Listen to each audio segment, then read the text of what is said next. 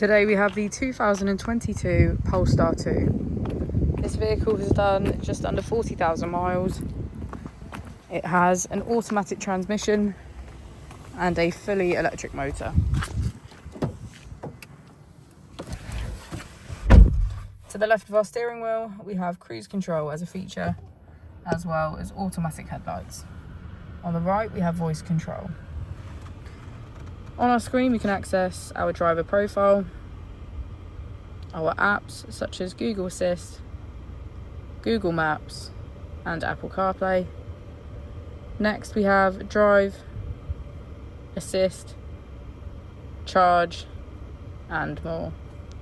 If we put the vehicle into reverse, we can see that it comes with our parking camera with parking sensors.